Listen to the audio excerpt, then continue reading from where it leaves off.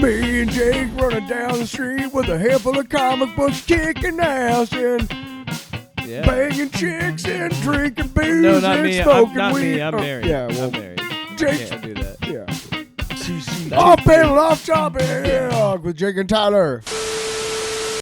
Welcome to episode number 205. Are you for sure on that? Yeah. Okay, we figured out the number. I updated the document. So Good deal. it is written. It is written. I'm Tyler. I'm Jake, and this is off panel, off topic. So I'm about to come out here to do the podcast, and I walk out in front of my apartment building, and there are squirrels everywhere just fucking. Are you serious? Just fucking in the trees. I couldn't believe it, man. I got out my camera. I was so fast as I could. Did you? Hell yeah, I'm going to video. Play that right now on the air. This is nature. No, I'm kidding. Did you really? Oh. Yeah, I put a Did TikTok you really? What? No, they weren't. They weren't fucking? Well, that's good. I'm a little concerned.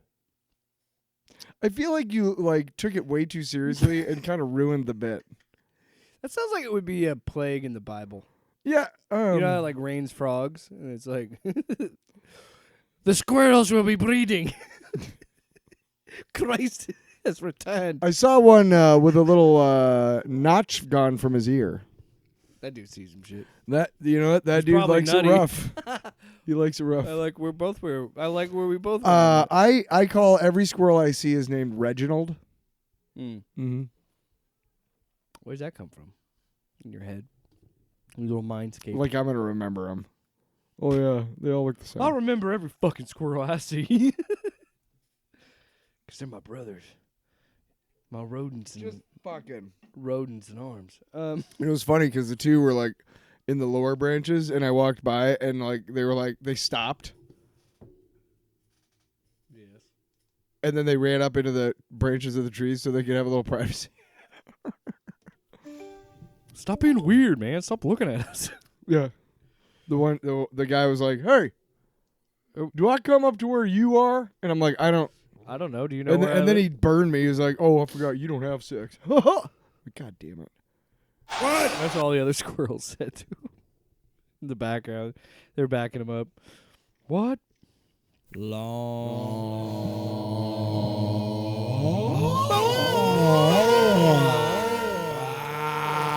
It's a long box. All right, Tyler. I started last week. Did you? I sure did. Well, whoopsie. So it's your turn to start. By the way, this is going to be, we did it last week, and this is kind of what it's going to be moving forward. So, yeah, we're going to keep doing long box to start the show, then do a little news, and then get into the books we're talking about. So, Tyler, you have a giant book in front of you. We went to Jay's last week, and excuse me. Just wandering around, we found a bunch of stuff. I found some great Legos. I found Back to the Future, the original Lego set. Is fucking sweet. What? It was fucking sweet. It was fucking sweet, dude. And it's interesting because Legos from even 10 years ago. I don't know if I would assume that they were using 3D printers at some point, but now they're able to do such stuff with pieces and things that, everything you can tell. It's like, okay, well, this is from 10 years ago because it's blocky or whatever. Anyway, but I picked up this book and I thought it'd be really cool for us to see because, as we've said, we don't really read a lot of Wonder Woman comics. And I've known about William Moulton Marston for a long time. Sounds like he came out of the womb with an old guy name. But, you know what I mean? Yeah. So what is it what's in this book? Is it just because I know the interesting thing is the that Batman one that you had that she doesn't talk about William Moulton Marston at all, but what I've read about him is that he was very much into bondage. Oh. And he had a wife and a girlfriend, and they all lived together. So he was really, and this is back in the 30s, so he was really liberated. And in fact, they had to keep their stuff a secret because back then they would have people would have tried to put him in jail for immorality. So he was thruppling back in the 30s. Fuck man. yeah, dude. But the thing is that he was also really into bondage, and there's a shitload of bondage in this stuff, man. It's crazy. Yeah, and it's Morrison. Excuse me. And that Grant Morrison Wonder Woman Earth 1 book, it kind of harkens back to that too. But it's interesting because he doesn't. It's weird because he has a specific way of drawing women, and then every guy is like a caricature of something. Like the guys' heads are way too big, like compared to the women, and but he draws every woman almost the exact same. And there's this weird part where Mars, the war god, present ruler of this world. You see these big giant heads, and then her. Yeah. Like what the hell?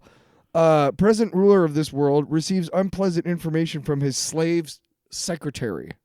Slave secretary. And it's this beautiful, petite, girl or woman, and she's got a ball and chain, and she's wearing like prison, black and white stripes.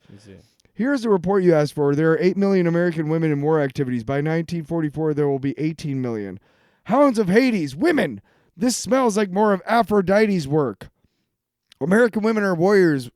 Wax, waves, secret agents. 10 million British women are in service. 30 million British women. Silence, enough. If women gain power in war, they'll escape man's domination completely. They will achieve a horrible independence. Summon my war staff. Count Conquest, the Earl of Greed and Duke of Deception. Yes. I won't tolerate giving women the slightest freedom. And she's running away to go do what he said. And she thinks... he said, I won't tolerate giving women the slightest freedom. And she thinks, you're telling me. And then she says, yes, master, you're a slave. But it's just like, what the fuck is going on here? I don't understand. And there's a moment where Wonder Woman has to bound her best friend to a chair. What? Yeah, there's all sorts of that stuff. Women bounding or tying each other up. And I mean, all sorts of just, if you're in a bondage, man, I mean, I will say this, from everything I've read and everything, the Wonder Woman comics, first and foremost, showed in a time where women did not have a lot of options, showed in that time that women were way more than they were being perceived by the mainstream society, that they had way more to offer.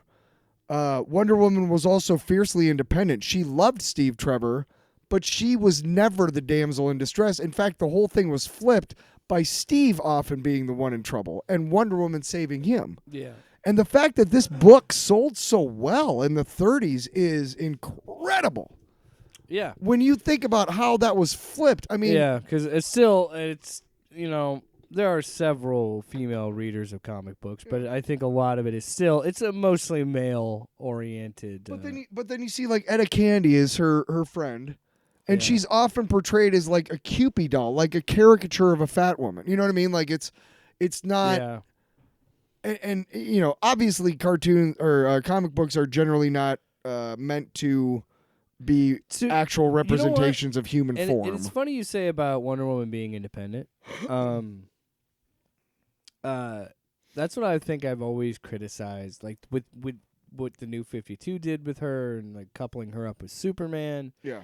And my issue with that was always I would prefer Wonder Woman to get the same treatment that Batman does. Yeah. Superman's a little different because he's always had Lois Lane in some extent. But Batman has been more... Batman's never had Batman a has girl. had multiple lover. He's kind of just... He's never really... Catwoman... is the closest. In the most recent comics, they've been trying to... Or rather, Selena Kyle is the closest thing that he's right. ever had. But I think that Wonder Woman, like Batman... that should be their roles, and that's just who they are. And I like that Superman is tied to Lois and has that relationship with Lois because that makes him the more of that all-American caricature that they're going for. And yeah, it's just interesting to see those beginnings with the bondage and the. I'm a huge fan of seeing something of that time. You've seen me buy a lot of these. You gave me one as a gift. I have one on my shelf. Which one? The Batman, the Warriors. Oh yeah. like the very first. No, but they're Batman doing like comic. singular issues. They're called replicas, I believe. Oh yeah, but they 'Cause have like the fake ads and stuff. Well, no, they reprint the entire book, like ads and all. right. It's ads of the time. Right. Yeah. It's not just a reprint with, the ads of today. Like Fantastic Four is a perfect example, right? Got one right here. The Perfect example. coming of Galactus Now, his coloring in the beginning was green and red. would be a mess. By the way, Mm. Galactus has come. It says the coming of Galactus. Wow. The coming of Galactus. Make sure you better wear take a condom. You better get one big ass one, because you're a giant. You got one that'll That's fit what I'm over the saying. Empire State Building, The because that's drippings about. alone would fucking ruin Just- your car. Man, you are. Goodbye, Great Lakes. I want you to. I want us to remember this conversation to Mm. why we never get sponsored. Man, Galactus has come would be. Also, we're in the middle of talking about. I'm the worst. Yeah, you are. But you're funny. You are funny as hell. No, but I've been a fan recently, and I bought like Action Comics #1. It was a replica, and that was really interesting because Yeah. like most of the other stories are just shit. They're just shit. They're dumb and they're racist and they're And you start to really bigoted. It's, understand the one-offness of the issues until it wasn't until later when we started to like make it knowing more what of a I running know, narrative. knowing what I know now, in general, if you worked in comic books, you were doing it to make ends meet, and you sure as fuck were not putting your real name on it, and you sure as fuck weren't telling everybody you knew that you were doing it. Unless your name is Stan Lee and Steve Ditko. No, and that wasn't until the 40s Well, and that was 50s. after Superman. Yeah. I'm saying like even up until like the 60s, it was really the 70s that created like the superstar comic creator. Mm-hmm. That you could go to conventions, and I think that was also when conventions really started, 60s and 70s, when they first started having their conventions and stuff. But, I think he's generally always been. The funny thing is, I'm reading this, and I didn't read most of the first part, but okay, they do her creator, Charles Moulton. Okay. And he's referred to in this book as Charles Moulton, but it's Charles Moulton Marston, I think. But anyway, I'm a big fan of looking at these types of books from yesteryear and going, this is where we started, and this is where we're at now. And I find it fascinating. It's just, I don't know. I like to see the differences. Well, yeah, that like you and I were talking before we started recording about like that's the beauty of art and what makes art transcend so many other things in your life, because there are no rules, and and more than anything else, you can see the evolution of how, like, I don't think people realize how truly fucking spoiled we are. Yeah. With the amount of quality, Entertainment. outstanding entertainment out there. And yeah, so like I understand like that idea of like going back and kind of looking like this is where it was, and this is where, like, especially reading Absolute Wonder Woman and seeing what's going on there and be like, this is where we're at. Like, holy shit. You know what I mean? Do you remember seeing Avatar the first time? Yeah. Okay. Now, if you watch that movie, everybody's blue for a large portion of the movie. They are not human, right? Mhm. Now, I don't know about you, but when I got done watching that movie, it was hard to kind of get back to the real world a little bit, right? Mm-hmm. You know what I'm saying? I found that, like, when I read, and this was especially true with, like, 1940s era Captain America comics. Yeah, like adjust your eyes. Yeah, you almost have to, like, oh, okay, wow, that's not how we draw anymore. You know, It's like whenever I would that's I've always found whenever that I would interesting too. But that's all I wanted boot to up say. my old additionally, PS2 Mm. and try and play like old PS2 games. oh, geez, It hurts my eyes. I can't. Oh, do it. yeah. I can't do it. I'm like, how did I ever do this? Ugh. How? That's also because the qualities of TVs and everything like that. But, right. And now I also have a PS5. Try playing a PS5 on like an old transistor TV and see what that looks not like. Possible. Right? They don't have HDMI ports, so you couldn't even do it. Trust me, I know an electrician out there who Probably. could figure You out could how to hook engineer- up a PS5. Yeah, but That's why just get a new the whole fucking South Park TV. thing, when he's in the future and he finally has a Wii, but they don't know how to hook it up to his TV, bullshit. Somebody would figure it out.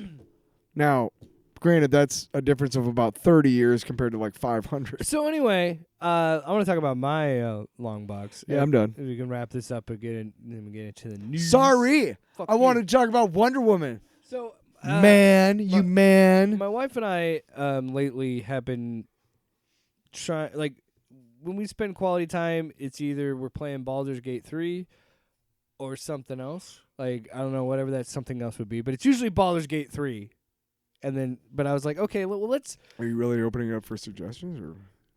No, I'm just saying. Recently, her and I have kind of tried, like, okay, well, let's. Other than seeing a new movie together, if we're not going to do that, let's have at least once a week watch a movie together, and let's try and have some fun with it. Where again, if it's not something new that we both want to see, or one of us wants to see, we'll pick something that is from our past, that is nostalgic to us in some way, or a movie that we love in the past that the other one hasn't seen. Once a month, on that night, you guys should watch an episode of The Wire.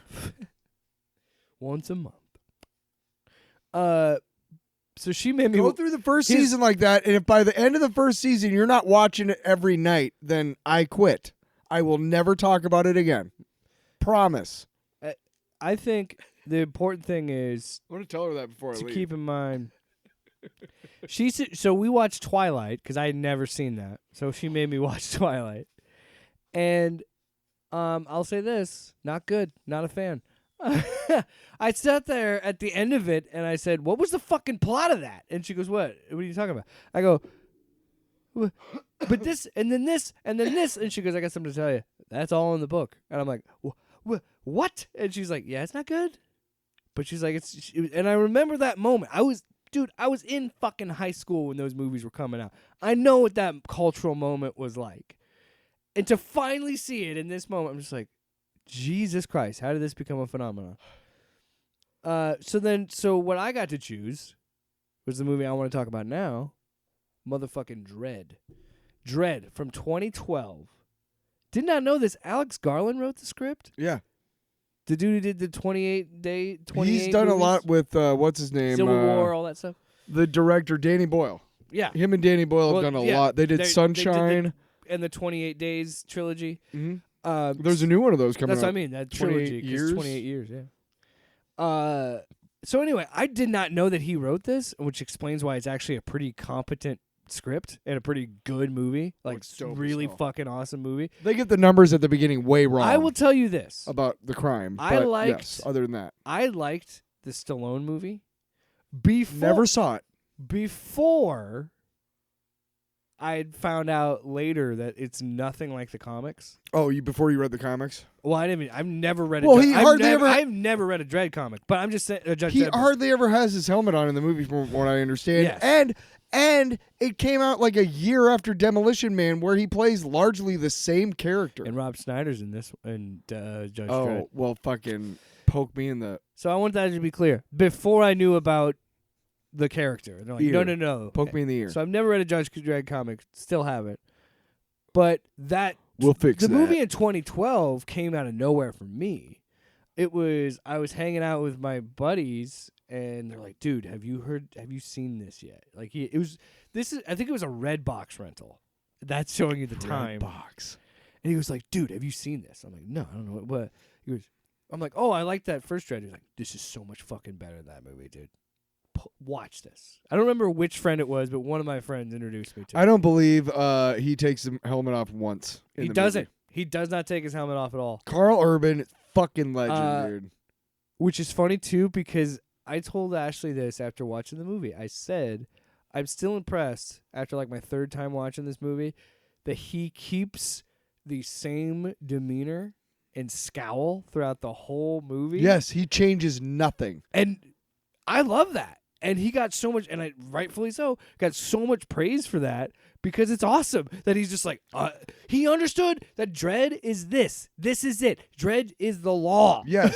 But what you got to understand is that if you've ever seen pictures of Dredd, which I'm sure you have. He's always that same look. Yes. That's what he looks like in the fucking comics. He's angry cat is what he looks like at one point. What I appreciate about that movie so much, too, is that everybody in it, one of her henchmen, Wood Harris. Gleason's in it too. Yeah, Wood Harris. Yeah. He's a prominent figure in The Wire. That actor. And Right, yeah, he's the one that they arrest. but everybody in the movie, his sidekick, the telepath, Lena Headey, She's such a good villain. so man. fucking good, right? Mama. Oh my god! And when they Stop listening to this and go fucking watch Yes, Dead, dude. there you that go. movie rule. How did we never? So they took a similar concept to The Raid of like, okay, let's just put it. Which again, in my mind, to make a fun action movie, you got to have one or two things. You got to have or one of two things, or sometimes both if you really want to get weird with it.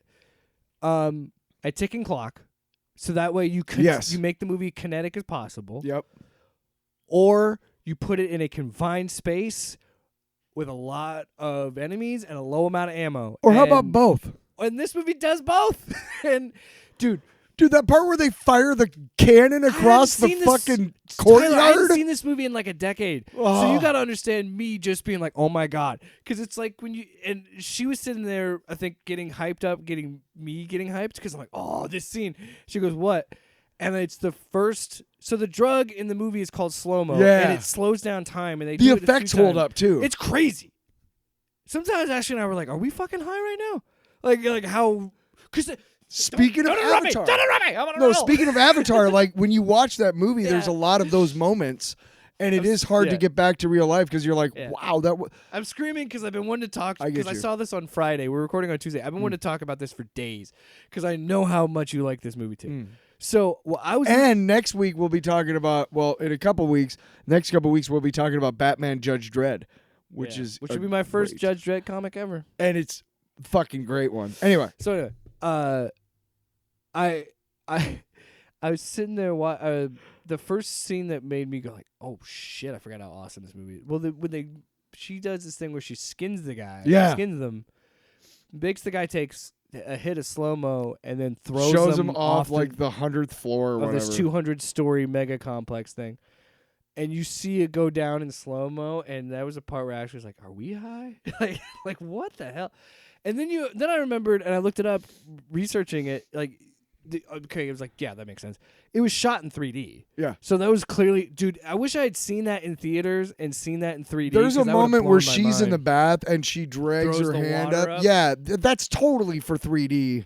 Yeah. Yeah, like, look at the water, how close it is. So, but the scene where I was like, God, the one scene that I remember vividly, when I think of this movie, the first thing I think of is I remember I did the same thing my other friend did, where I showed my buddy Tommy. I was like, dude, have you seen this? And he was like, no. I'm like, it was on Netflix. I'm like, we're fucking watching this right now.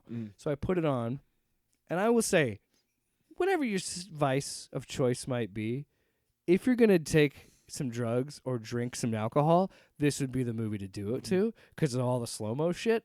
So this is a night after. It runs quick, too. This was we were in our 20s, so you can imagine we were high or drunk or something. So I'm like, we are the perfect state of mind to watch this. So I turn it on, and the scene that I'll never forget is the slow-mo shot where they do a raid, and they do it from the perspective of everybody that's high on slow-mo. Yeah. So Judge Dredd is mowing down these motherfuckers in slow-mo. Yeah. And the scene I'll never forget is a dude is sitting there and he looks towards the camera and he's freaking out, and it's clearly a 3D shot, but it's still badass. The bullet shoots and it explodes out the side of his face through at your point of view, and I was like, and Ashley was like, "Holy!" She's like, "This is kind of awesome." I was like, "It's a great This is what movie, I'm telling you, dude. That movie fucking rips. Like it is so good. That movie fucks. It's on HBO Max. Go watch it. Yeah." Highly recommended myself too. Let's hop real quick. We got a couple of headlines to hit, and then we'll get into the books.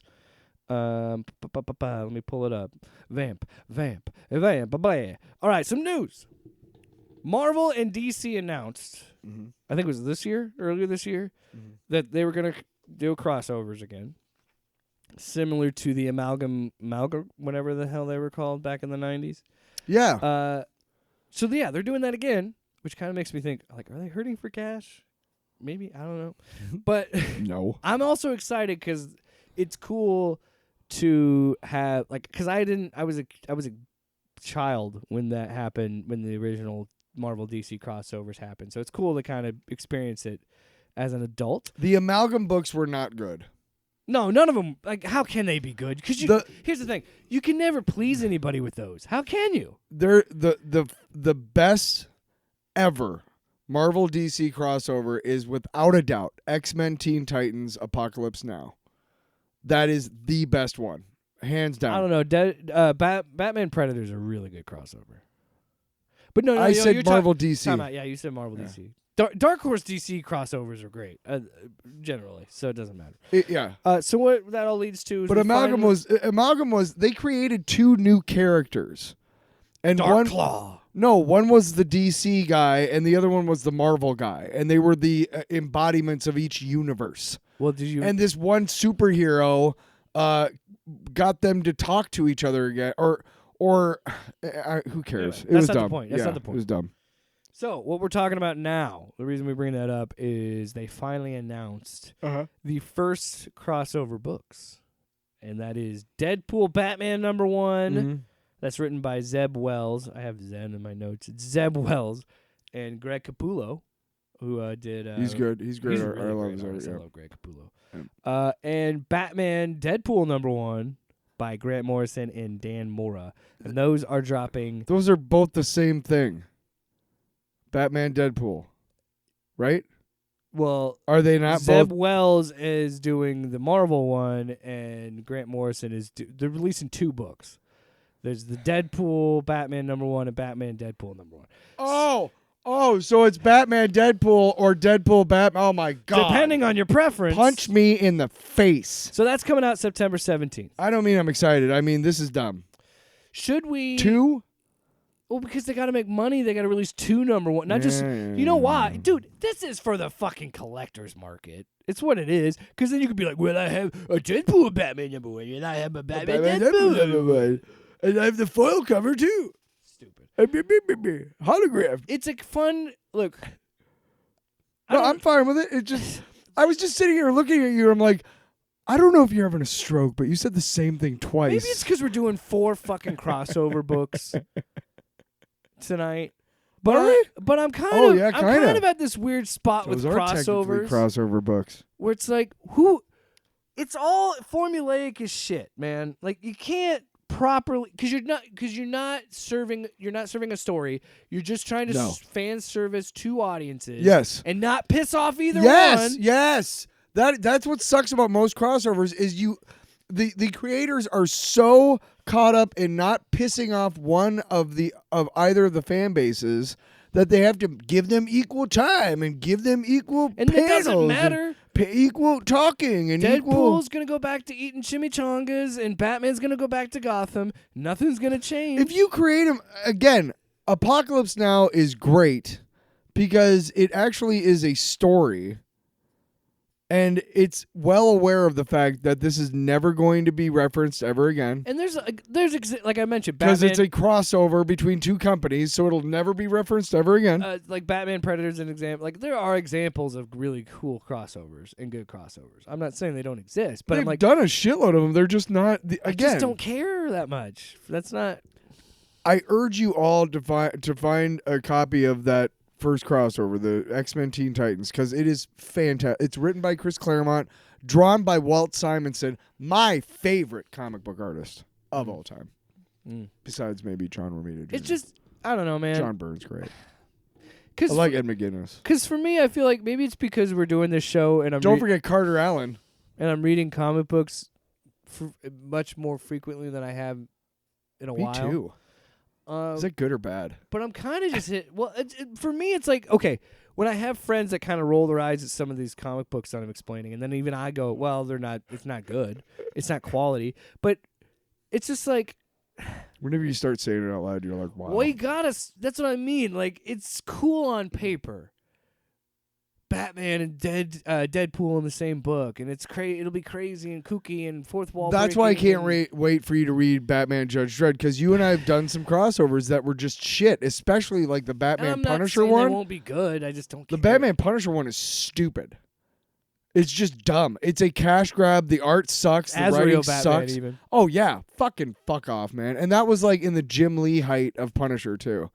It's just not good. Not good at all. But Batman Judge Dredd, We'll get to it. But, man, again, chef's kiss. There are in Batman the Max is a fun crossover. Like I've Batman, never read that I swear, one. is like the only character that can have good crossovers. It feels like. I mean, It's easy to write Batman, almost. it's easy to. You could feasibly kind of just stick him anywhere if you really had something landed in Gotham. All right, Batman's gonna deal with it. You know what I mean? That's it. That's your story. It's just Gotham by Gaslight, by the way, if I you ever just- can read that original story. That's Mike Mignola. There's a reason why I have been trying can't remember to. who wrote it. I've been nudging you. Great book. There's a reason why I've been nudging you to, and I'm glad that you found we only find them when they're dead, and see things like that. It's like I keep trying to push you more towards indie shit because man, No. I swear the big two will never fucking learn. They never learn ever. It's the same shit, dude. Like you would think in the year of our Lord 2025, there wouldn't be a big deal in Entertainment Weekly about a crossover between Batman and Deadpool in a comic book. If it ain't I want broke, meaningful stories. I I don't do want this too. shit. but if it ain't broke, And it's gonna make money. People are gonna runaway- buy it for the fucking collector. in runaway piece of it all. capitalism, it's about the money. And because it's gonna make money. Anyway. While you're looking up the next one, I showed you the Galactus Fantastic Four Legos. Yeah. Not super impressed. Although I'm looking forward to having a big Lego Galactus. Because I still have my Lego fuck, what are they called? I can't remember. Celestial from the Eternals movie. Man, they made 4 sets for that movie. 4 Lego sets. They got 1 for Fantastic Four, none for Thunderbolts. None. You didn't do anything for She-Hulk, nothing for Daredevil, which is fine because that's more of an adult show. But nothing for Agatha, nothing. I mean, you've had movies, no Deadpool Wolverine. Understood that's still an adult one too. But Lego, you are dropping the ball. They're dropping the ball when it comes to what you can do with the IP that you are allowed, that you have access to. You are giving me every quarter, you're giving me a couple of Spider-Man sets and a couple of Superman or a couple of Batman sets. And that ain't okay anymore. I'm tired of it. There was one summer that they had these sets. One of them was, it came with Blue Beetle and Killer Moth. Okay, and Batman. Yeah. But it was a set. And then the next one was it came with like the Outsiders or the Suicide Squad. So it was like Katana, Captain Boomerang, Gorilla Grodd, And no, but they were all minifigures that you didn't have. Yeah. That you'd never seen before. I see now almost every Marvel or Star Wars now even set that comes out. I have those minifigures. And if I have no need for those minifigures, I have no need for the set. So figure it out. I don't mind having 1,000 Batmans. Every Marvel one has to have a Captain America or a Spider-Man or whatever, right? But if you're not giving me additional minifigures that I don't have, then I have no use for you.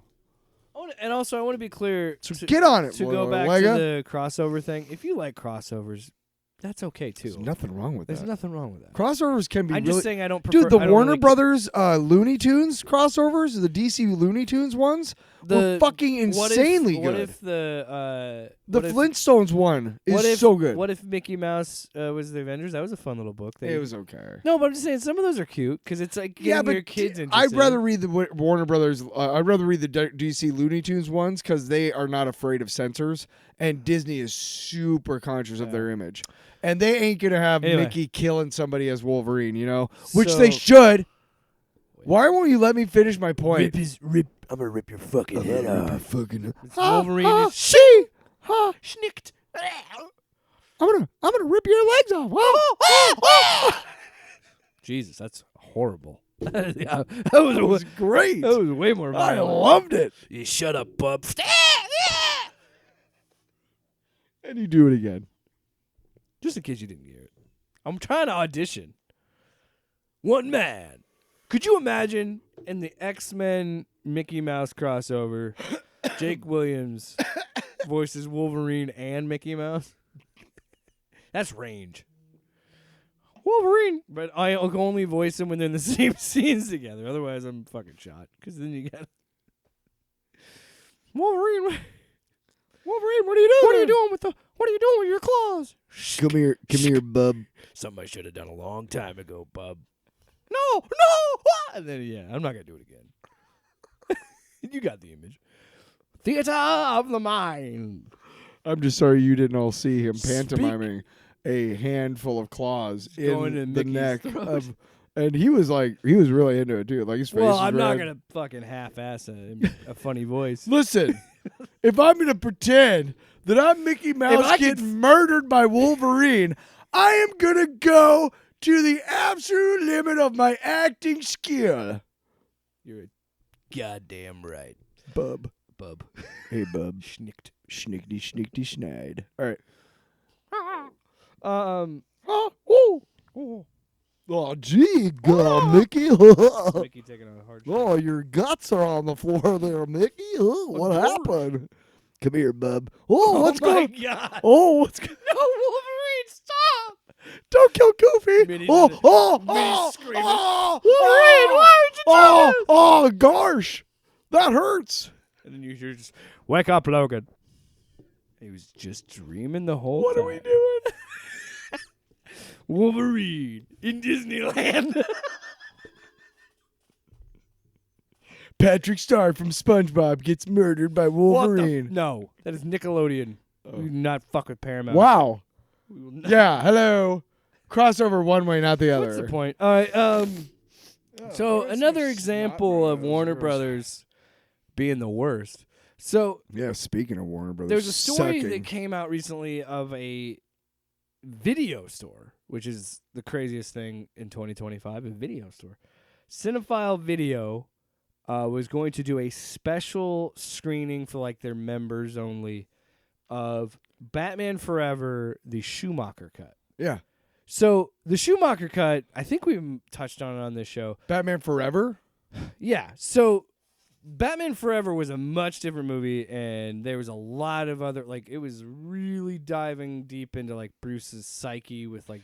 Was it still just as awful colorful? Obnoxiously colorful? Yeah, but I tried watching that again, man. After the whole scene, after the whole safe stealing scene, I turned it off, man.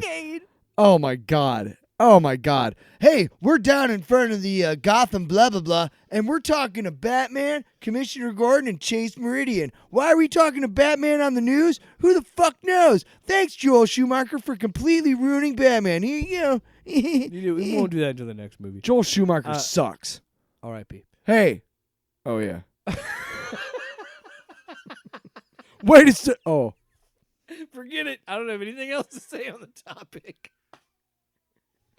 All right. Anyway, next headline. So yeah, Warner Brothers shut down the Yeah. screening, Oh, they suck and because they didn't get a cut. pretty much, and they were like pretty much their response was like it wasn't going to be anything for really any money. It was only going to be like a thing for like members of our the loyal customers or whatever. It's fucking silly. Who cares, Warner Brothers? Who fucking cares? I want to know how they got it, first of all. How the hell did they get a cut of it? I also heard a rumor that Kevin Smith was trying to, because he owns a movie theater, and he was trying to get a screening of it, or do a screening of it. So, again, similar to the Snyder Cut, why aren't you, if it exists, if there's a working print of this fucking thing, why not digitize it and put it up on HBO Max? What do you have to lose from it? It's not like you have to kill it. I know you love making people spend their time and money and talent and then killing projects for no fucking reason. But here's something that exists that's been on the shelf for 30 years. Almost 30 years. Or maybe it is 30 years at this point. 30 years. Re-release it, you pussies. That's all I'm saying. Fucking cowards. All right, wrapping it up with a real quick clip here. You think Lay's and Warner Brothers executives all hang out at the Coward Country Club? You fucking cowards over at Lay's. Get the fuck out of here. Why do we hate Lay's so much? Of all the chips. We want those sponsors. We will suck But that you corporate not as dick. long as you just keep shooting that idea down like a wounded The deer only thing shooting is you. is Alright. Galactus. Galactus is coming. ah! Ah! Oh no. Ah! Is it snowing? No. No, that looks more like a liquid. That's chubby rain. Chubby Ray. Got you, sucker. You know what? That's why I love you, because I don't think many people get that boat. Oh man, That sick love that ref. fucking movie. That movie is great. Awesome. When he sees her boobs. Yeah, okay. Awesome. All right, so here's a clip. So Tony Gilroy was recently with Diego Luna and Stephen Colbert doing like some sort of panel thing, like a public speaking thing. I got this clip from Culture Crave's Blue Sky, and this is a really funny thing that they clipped up. But yeah, so go follow Culture Crave if you don't. Yeah, douchebags. Whoa. Why am I so mad? Tony Gilroy Mean. has some harsh words about the Little Mermaid remake, but not what you would think. He has a certain beef with this movie, and he'll tell you why. Amusement's sake, when we started season 1, again pre-COVID, I had an office in Pinewood, and my window looked out. We were trying to build Ferrex, and like Ferrex is this huge thing, and we're going to stake all this money on it. It's going to take like 6 acres to build it. And out my window is the back lot, and who has the back lot? Little fucking Mermaid, and Little Mermaid is there like That's a the Disney- whole that's a Disney- time that's a to Disney movie. haunt That's a me. Disney movie. Why is that not my? Yeah. Ixnay on the Mermaid. Yeah, no. They're watching I right really now, hated Tony. Little Mermaid because they had, and we're going to go to Marlow, like 18 more miles away from the hotel in the middle of nowhere by a refuse site and build it. It's like, wow, we could build it. So season 2, Gorman went where the Little Mermaid had been. For amusement. I love the fact that like he has the balls enough to be like, no, I don't give a shit. I don't give a shit that it's a Disney movie. Fuck them. I thought that was funny. Good on him. Yeah. No. See, when you make things like that quality, you can say whatever the fuck you want to Disney. Also, he's not disparaging the Little Mermaid. He's just giving it. No, I know. I'm just thought that was a funny clip of him just talking shit to his employer. Oh, being yeah. Like, oh yeah, we could have used this, but we had to have Little Mermaid. Yeah. But yeah, good on him for that. Sake. Oh, When shut we- up, when we- Tony. I praised you. Now get out. Looks more like a liquid. My chair's creaky. My chair All is right, creaking tonight's it books up. are special. All right, so we got the second volume of We Only Find Them When They're Dead, Mhm. which is what we will end the show on. Mm. But it's the main event. Have a The special. the undercard we have features 4 one-issue comic books. It's One actually shots. it's actually really interesting that we use this analogy of undercard and stuff because we have up first on the night we got Godzilla versus Fantastic Four, and after that match, hold on. get him. If you're going to list, you better get him. Mhm. All right, hold on. Get him up. Get him. If you don't know who we're talking about, you will You soon. don't. You need to listen to the show. Need to listen All to right, the first show. up, we got Tonight we have Godzilla versus Fantastic Four. What? Jesus Christ. Yeah. Next. I don't know which one. You gotta show it to me. Next, Godzilla versus Hulk. What? And then after that, we have the next bout of the night, Godzilla versus Spider-Man. What? And rounding out the card, we have Godzilla versus the X-Men. What? So yeah, we got 4. That was a lot of work. We for got us. yeah, I know. So it's funny. Wait, we're listing some. Was it Get worth the it? goddamn. Probably not. Yes, it was. And for me, it was. Me too. Love you, buddy. More you know. Fucking. Best friends. So yeah, it's funny that I went on that whole rant about crossovers and how much I hate them. Because yeah, we're doing 4 crossover books tonight. We're talking about God. We just those 4 shit books. all over crossovers, and then we're coming back to you with a bunch of crossovers. I read these out of sequence. Isn't it- I read. Well, okay. First of all, there is no. To me, there is no thread winding Not them really. together. No, the there only isn't. one is Spider-Man connects. Spider-Man mentions the previous Hulk book, Sure. but that's about it. Right. And it doesn't even matter. You could just, in the way that it's read, and the way that it is just like, oh yeah, you fought Hulk, and da-da-da-da. It's just like any other comic book where it's just like, yeah, that happened in this thing. I gotta say, man, oh man, I should not have read them in the way I did, because I read them all. Well, I read the Hulk Godzilla vs. Hulk book separately. That's the first one I got. I skimmed through the Fantastic Four one, but you really start to understand the formulaic nature of them when you read them all back to back. And that's really where I had that rant come from of like, okay, what is the point of this?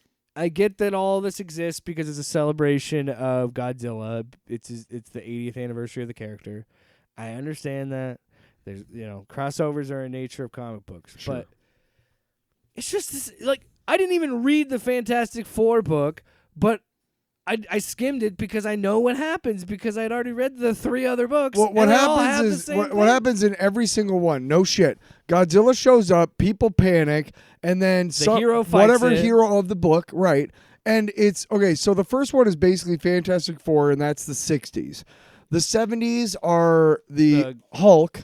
The 80s is Spider-Man, and the 90s is X-Men. And I think there's another one. Did you say the X-Men has one? There's one more book. It's the Avengers. It's Godzilla versus the Avengers. That's probably. Oh no, that's Thunderbolts. No, it's I think it's Spider-Man mentioned. Or no, it might have been Fantastic. No, because the Fantastic Four mentions X-Men. Point is, there's another one for the Avengers. Yeah, I think you're right. Yeah. Death of the Silver Surfer. Right. That's what I was telling you about. Oh, I love it, Marvel. The Death of the Silver Surfer. Power cosmic me damn. What a shitty summer. You're going to kill Thor and Silver Surfer in the same summer. Yeah. You bitches. Eat it. All right. So that what I'm Oh, trying by the way, Lego, you can't give me a fucking Silver Surfer with the goddamn Galactus model. What the fuck is wrong with you? I don't care if it's a girl. Okay. So back to the rant at hand. The previous the rant back to the rant previously in we're not going to progress. review these. We're doing 4 books, yes. We're not going to review it. We're not going to review it the same as we would issues. So we're going to review it as just kind of ranking them of how we felt. So I will just rank the 3 that I read. Sure. And of the 3 that I read, I think Spider-Man is probably my favorite because it's written by Joe Kelly. And it's the black suit Spider-Man, and there's a Venom. Right, yep. God Venom. In which fact, Godzilla Venom. if I'm not mistaken, in this Godzilla versus Spider-Man, one of the cool things about it is it's set at the time. It's in continuity. It's after he came back from Secret Wars, but before he's really found out what he has. He's starting to understand that it's more than just a suit. Before he knows about the Sonics. But Venom doesn't even exist, No. even though Godzilla gets venomized. Also, I got to give him props for "Oh My Godzilla." That's a good phrase. No, I wanted to pull up. I was gonna say we're not reviewing these singly. No, there was something I wanted to pull up that I really liked, and I was trying to remember. I was trying to do it and let you vamp. But I would say each one, I mean, just look at it. It's a Godzilla Venom. How could you not love it? Well, it's Nick Bradshaw does the art, who is fucking. Oh, dope that's as what I hell. want to talk about. Nick Lowe's editorial notes are fucking great. Oh this yeah, Spider-Man. yeah. Like, just some of them are just, what does it say? Honestly, we don't know why he did it. Let's talk about Parker, you quit college, and there's an editor's note. It's like, honestly, we don't know why he did it either. Stay in school, kids. Nick, lover of learning low. Yeah, see, those were like of the time. Those can be fun. Okay, so Fantastic Four, and then Hulk, and then X-Men and Spider-Man. I'd have to say, which one was your favorite? I'd have to say Hulk was really cool because it's a fucking. I loved Hulk. Hulked out Godzilla. I'd have to say probably Hulk, Spider-Man, Fantastic Four, and then X-Men. And to be truthfully honest, the difference between 1 and 4 is not that great. They're all about the same. It's all the same.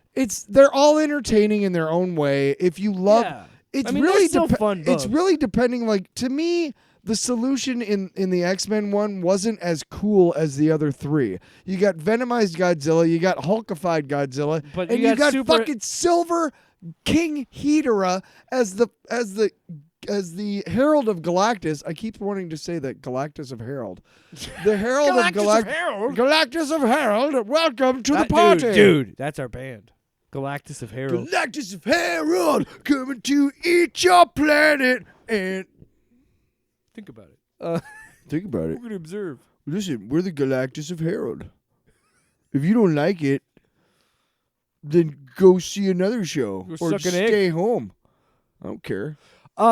Another way we wanted to talk about it. So I'd say that's my ranking, yeah. Yeah, and the reason... But they're all neat in their own way. The only one I don't really care for is the X-Men one. But the X-Men one is my least favorite, too, because it's so convoluted for no reason. Right. Just make the X-Men fight him. What are we doing here? Even with Spider-Man's solution is to get the Venom off of Godzilla, and Godzilla's sonic, atomic breaths it. And fucking the Hulk one, it's like he gets gamma radiation. And he bleeds into him or something. And something like that. Yeah. Supercharges Godzilla and hulks him out. In Fantastic Four, Silver Surfer gives all his cosmic power to Godzilla, which is just cool as hell. Scold the guy. They just scold the guy and let him leave. Hey, you're bad. Hey, you're bad. And you know what? Sometimes the real monster is you. Yeah. And again, I get that they're trying to do, and they're kind of trying to play to these eras and do that shit. But but also I don't care. Listen. But why did they get Super Adaptoid? A. B. Why are we... Okay, we got Super Adaptoid. But why do we need to make it even more convoluted by making it that it has to be operated by a portable Cerebro that has to be run by Charles Xavier, because he's the only one with a mind strong enough that could be able to control Super Adaptoid, at the same time understand what Godzilla's thinking, and then at the same time keep the X-Men focused. What? I got to tell you, maybe that was just how X-Men comics were written. I got to tell you one thing. I got to tell you one thing. X-Men First Class, X-Men Days of Future Past. Those two were really good. Okay, now it's not necessarily anybody's fault that they took place 10 years from each other. But then what they did, which is why the next two sucked ass, Apocalypse and Dark Phoenix, is because, the next one's got to take place in the 80s. And the next one's got to be in the 90s. That's what they were worried about, is making sure that it looked like the 80s and felt like the 80s and looked at like the 90s, and look at the Dazzler album. And here's Jubilee at the mall. We're at a mall because it's the night like the fuck, right? And I'm just tired of it because it's like, you guys ruined perfectly good stories because you were so worried about making sure that they had the right, the right socks, the right calf warmers on, and the right, collar on the shirt and shit. And it's like, make sure the fucking story is good or don't make the movie. Sorry, dude. I agree.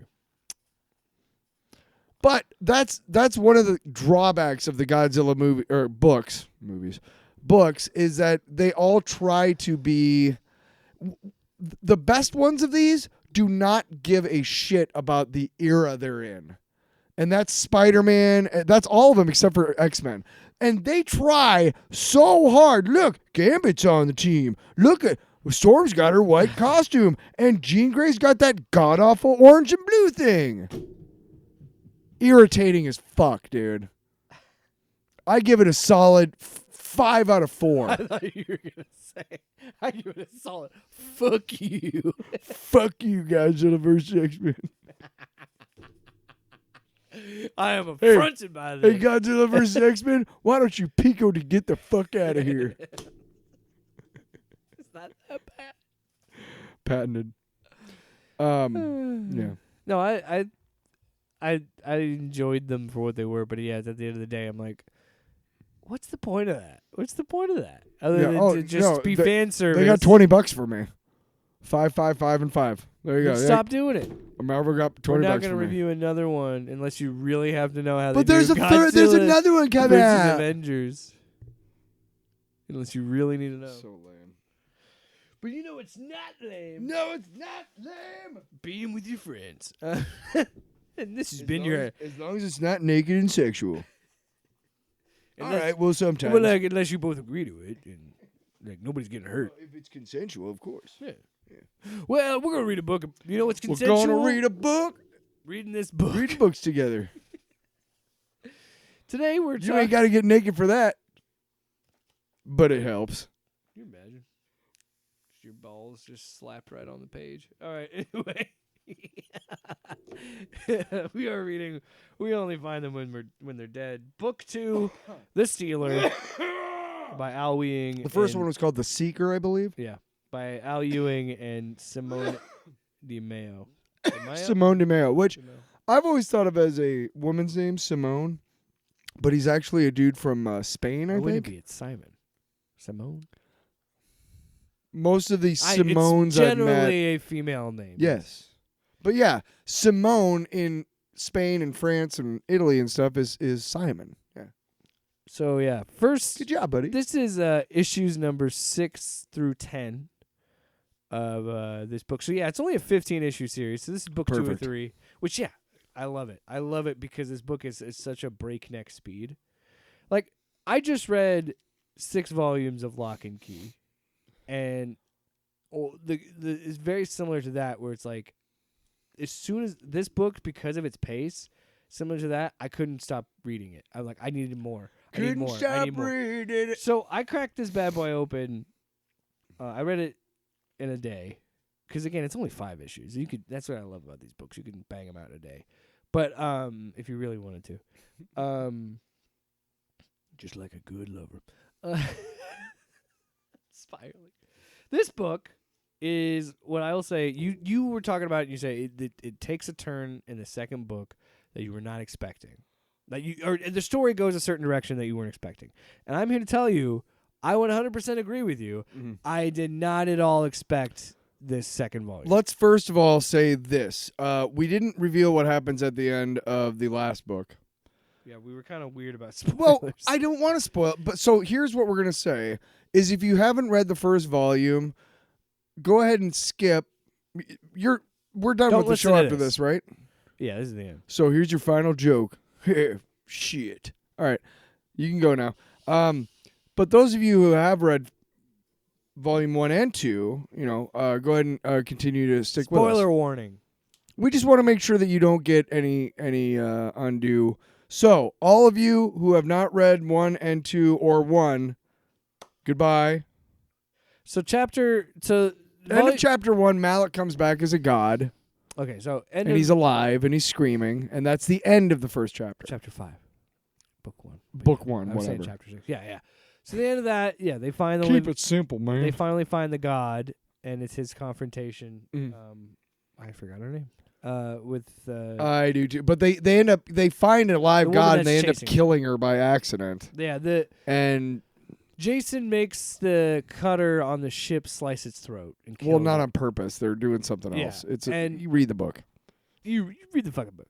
And then so they leave Malik and all that shit. So the second book takes place about 80 years in the future. Well, it opens 2376, and it looks like a giant face of Oh, right. Malik. Mhm. And you're like, what the hell?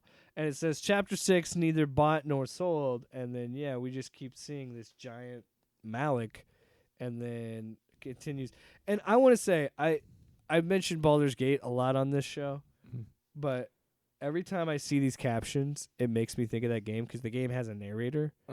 And so every time I just think of like an omnipresent narrator just saying this shit in the background, and and I think that's what they're intending, and I kind of love that about it. So when you get to this second book, you realize, okay, we're way in the future. We're a lot longer, farther away, and it's explained. The reason why I love these books is because you don't need a lot of exposition. It's explained along the way. While you're learning, It's naturally in the dialogue. Yes, It makes sense. And there are flashbacks, well-placed flashbacks that tell you what is really, really going on and shit, right? So at this point, So Malik came back. You understand a couple things right away. Malik came back. Everybody was like, "Cool, we can harvest a god again." But then a bunch of other people were like, "Oh my god, what are you doing? This god is alive." Whatever. Da da da da da. So in the time between the first and second split. books. Yeah, you have the Earth, which is all the people that are trying to get the resources. the harvesters and the Malikists. So the Malikists Well, believe everybody by Malik is a Malikist. they believe that he became a god. Yeah, and he they is live God. inside him. Yes. his corpse. Mm. And yeah, they're anti. Like they like, and it's revealed in this book that they go after these harvests. They Yeah. find the people that worked Yes. as harvesters, Yes. which, keep in mind, was a lot of the workforce because that's how they got resources. There's one part in the book where a person is talking about, like, I remember when I was a kid and they told me you can go visit on a harvester, and I said no, which saved my life because eventually they go through and kill everybody that even set foot on a harvester. So The other the thing books are- too, she talks about the main character in this book. She's Chen. basically a spy for the Earth, like, conglomeration, whatever. Marilyn Chen, yeah. Yeah. She talks about having eaten a steak of god flesh at one point in her life. Oh, yeah. And how awful it was, how awful she felt.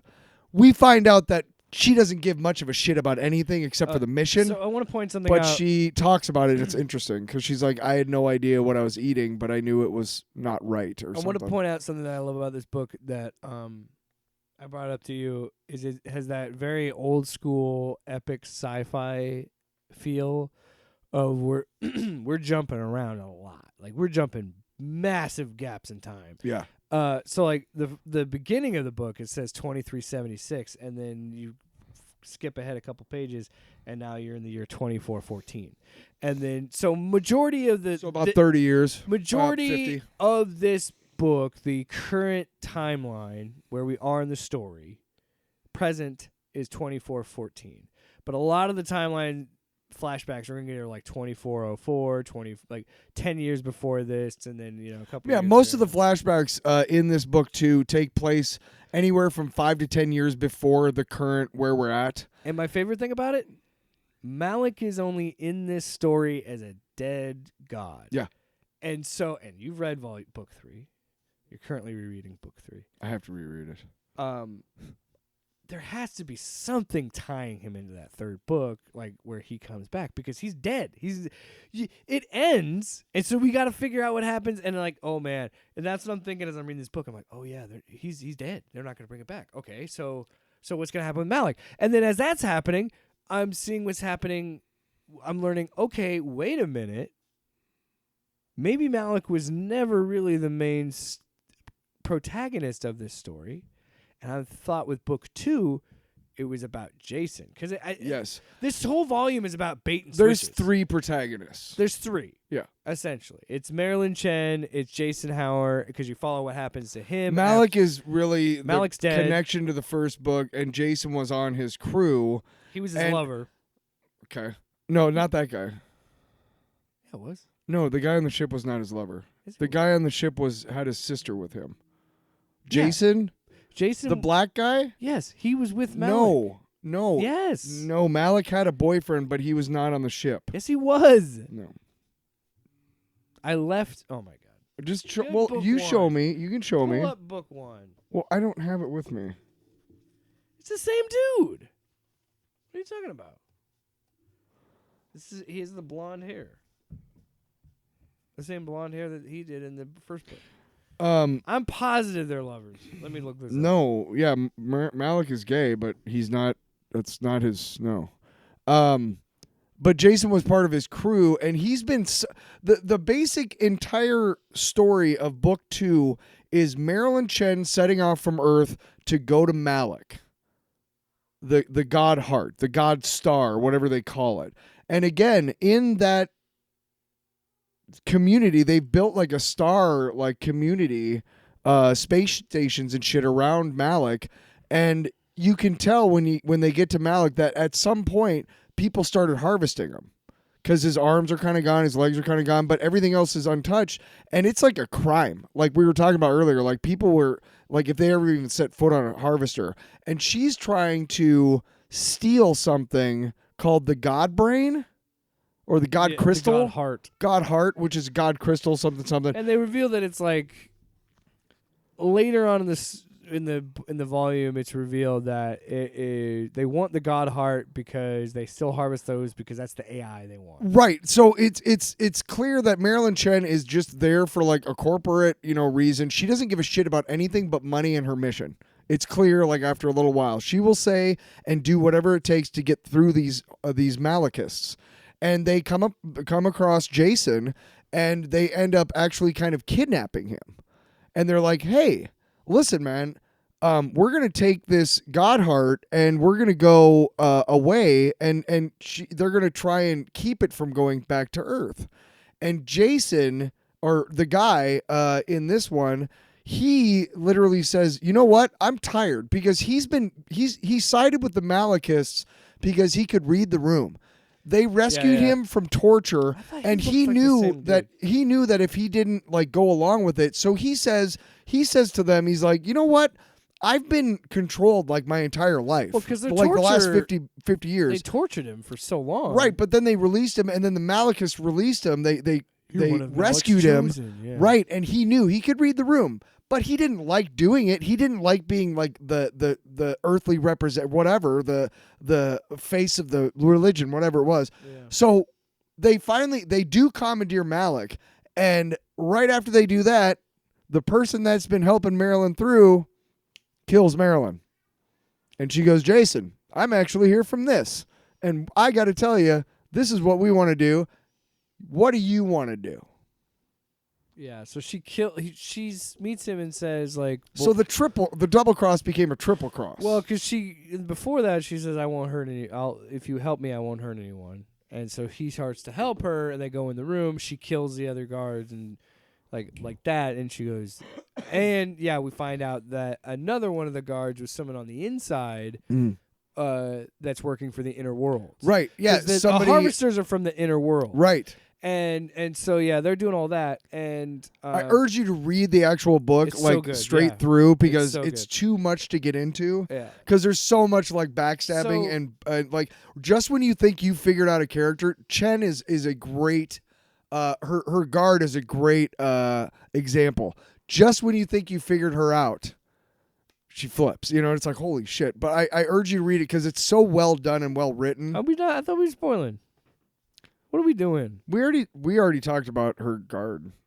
Oh yeah, killing Chen. That's true. We did say that. Yeah. I did.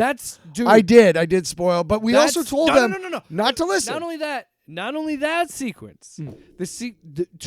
But we also were. But we haven't told you what Jason decided. No. Did we? And you know who we're not gonna. We haven't talked about it all is Bristow. Bristow's ascension is running parallel to all this shit that's happening, and he's got his own reasons to not trust Chen. Is he the guy at Earth, or is he the guy Bristow on Malik? Is the guy who takes over the security on Malik. He gets his in book 3, I'll tell you. Yeah, Bristow's an asshole. Or does he get it in? So we get a flashback at this, and we find out that he got to his level. He sees what's going on. He figures out, okay, I found a recording of what they're going to do. They're going to steal Malik. They said they want to steal him and go and, whatever. So that's happening, and the security officer is like, oh, okay, hold on and wait a second. Let's figure this out. And he goes to reach in his desk to pull something out, and fucking Bristow just mows him down. He's like, you was reaching for a gun. You saw it. And the other guy's like, what? He goes, oh, you're going to deny what I'm saying? You're going to deny the fucking head of security? He's like, I don't see anything. Like, oh, yeah. So then you find out, oh, he's always been a fucking psychopath. Well, book 3, I will state this. You have a epilogue of book 2, which I won't get into because it kind of has to do with what Jason decides. But you have an epilogue. The book 3 kind of opens up with a little bit of backstory from book 2. And then what's up? Oh. And then it goes into the time of the prologue, which is another 80 years ahead of that or whatever. But one thing I can't stress this enough. Except for Absolute Green Lantern, I have yet to read an Al Ewing book where I'm like, this is bullshit. Fuck this guy. He's a hack. And yes, I'm sorry, but Absolute Green Lantern, I could care less, man. I don't care. But this book and the art is insane. Yeah. It is cinematic. It's like cells from an animated movie. Yeah. It's very kinetic. Yeah, and it's stylized. It's not, it's not like realistic by any means, but I mean, how can you be realistic about a giant god? It's like an anime. Yeah, it's stylized. This is there's definitely looking like an anime that I like versus Green Lantern. Right, there's definitely an anime inspiration behind his art. Yeah, his art style. but it's just gorgeous. It's a gorgeous book. It's well written. It's The lighting is done like again. The reason I say it's animated, it feels animated, is the lighting. Yeah. I don't see a lot of books play with lighting like Yes. this one does. the coloring too is interesting a lot because you'll have whole pages that are just red. It's like the shit part where Bristow guns him down. Yeah. Ugh, it's gnarly. You're gnarly. The double crosses of the guard working on the inside. Let's not give away any more about the Give away book. all of it. No, we haven't. Yes, we have. The point is that if you really want to appreciate this second book, you'll go out and get it and read it, and you'll learn about all the double and triple And the crosses. splash pages make me splash, buddy. Yeah, make me splash 'cause you're wet. Wow. Yeah, That's what you're can't- alluding to, right? Yeah, I can't wait to read volume 3. However, some jackwagon Me. didn't read volume 3. You know what's fun is we're both going to be doing off-panel off-roads this No, weekend. we're not. I ain't doing shit. I don't know if I'm gonna do it or not. I'm potentially gonna be going to Des Moines Con this weekend. I haven't decided yet, but I might go just to spite Tyler. Well, I didn't fucking know it was this weekend. Yeah, you did. No, I fucking didn't. I went demon on you. That's how much That's I do. that's called gas. It's not a demonic spirit You're inside. telling me every time I fart, that isn't a demon leaving my butthole? That is not a demon leaving your butthole. Well, You can keep praise be. Off panel, off topic with Jake and Tyler.